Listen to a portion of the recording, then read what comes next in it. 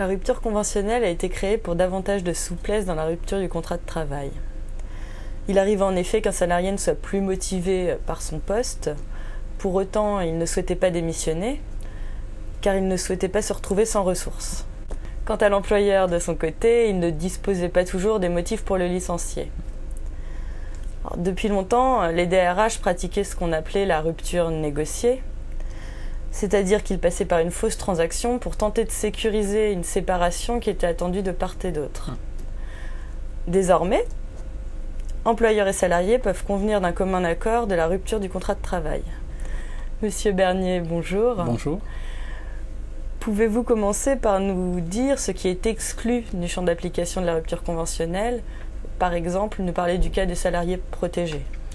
Alors, tout d'abord, ce qu'il faut savoir, c'est que la rupture conventionnelle homologuée est un mode de rupture qui est librement négocié entre les parties, ce qui autorise ce mode de rupture sur bon nombre de cas.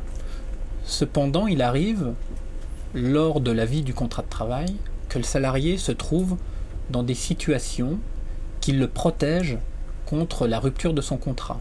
Il s'agit notamment des suspensions du contrat de travail lors d'arrêt maternité ou lors d'arrêt de travail consécutif à un accident du travail ou à une maladie professionnelle.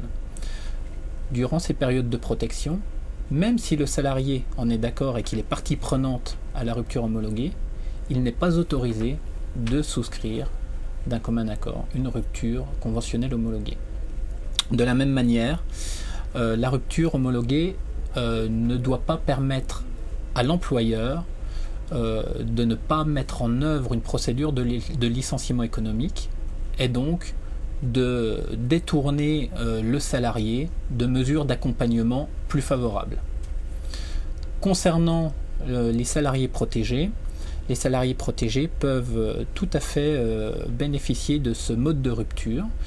Ils bénéficient pour cela d'un formulaire spécifique et à ce titre, l'inspecteur du travail ne fait pas seulement qu'homologuer la rupture, il autorise également la rupture du salarié protégé.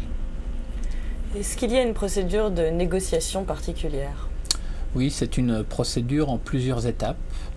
La première étape consiste en un ou plusieurs entretiens durant lesquels les salariés et employeurs vont élaborer d'un commun accord leurs conditions de rupture, c'est-à-dire qu'ils vont définir la date de sortie, la date de fin de contrat, le montant de l'indemnité de rupture.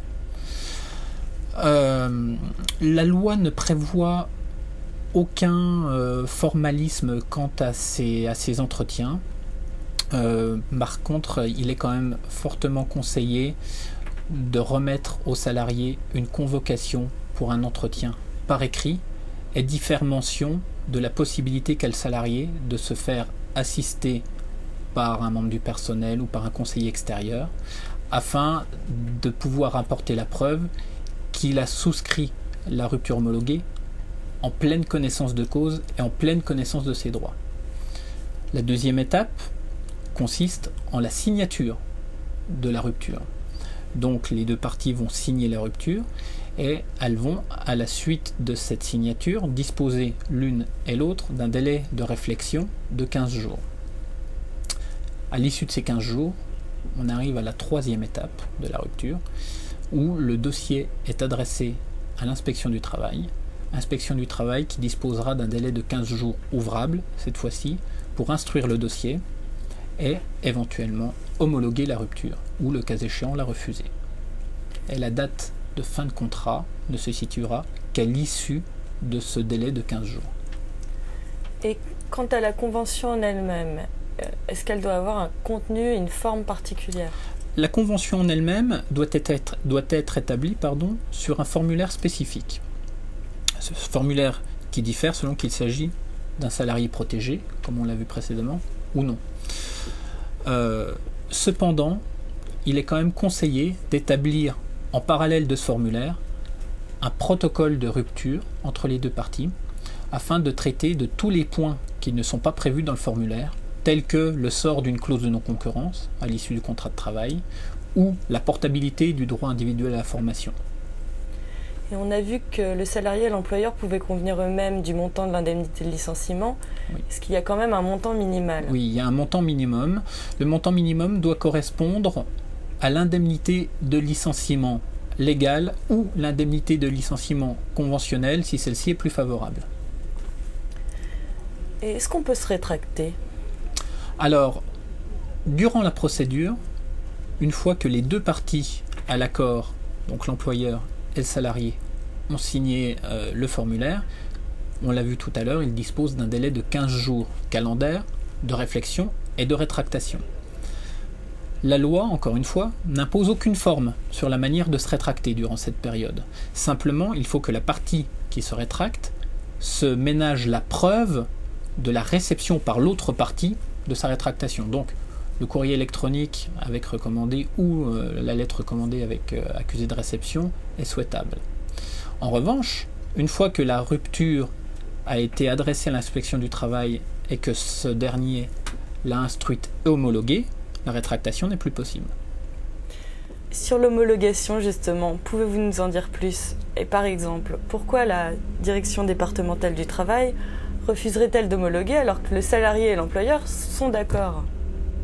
Alors, il faut savoir que l'inspection du travail dispose d'un délai de 15 jours, ce qui est relativement court pour instruire le dossier. En plus, elle doit normalement pouvoir valider que le consentement du salarié s'est fait de manière libre et éclairée, ce qui est une tâche quasiment irréalisable en un temps si court, d'autant plus que ils sont débordés de dossiers. Donc, lors de l'instruction, ils se contentent principalement de valider un certain nombre de points et de formes, tels que le respect des dates, délai de rétractation, date de fin de contrat, et de validation de l'indemnité minimale de rupture, qui doit correspondre au minimum à l'indemnité de licenciement légal ou conventionnel. Hormis ces contrôles, l'inspection du travail peut parfois refuser une homologation lorsqu'elle constate que l'employeur a un recours trop fréquent à ce type de rupture, notamment dans un contexte économique difficile, et où ils en déduisent ou où ils suspectent que l'employeur a recours à ce type de rupture pour ne pas mettre en œuvre des procédures de licenciement. En définitive, la rupture conventionnelle est-elle un bon outil juridique pour l'employeur? Je pense que la rupture conventionnelle met surtout fin à une grande hypocrisie telle que vous la décriviez en introduction, c'est-à-dire que l'employeur qui souhaitait effectivement accéder à la demande d'un salarié qui souhaitait quitter son poste, mais ne pas démissionner pour ne pas se voir privé des droits au chômage, l'employeur à l'époque prenait un risque judiciaire important en échafaudant un licenciement qui n'était pas réellement fondé et qu'il devait sécuriser par le biais d'une transaction. Donc la rupture homologuée, en ce sens, permet de clarifier les choses.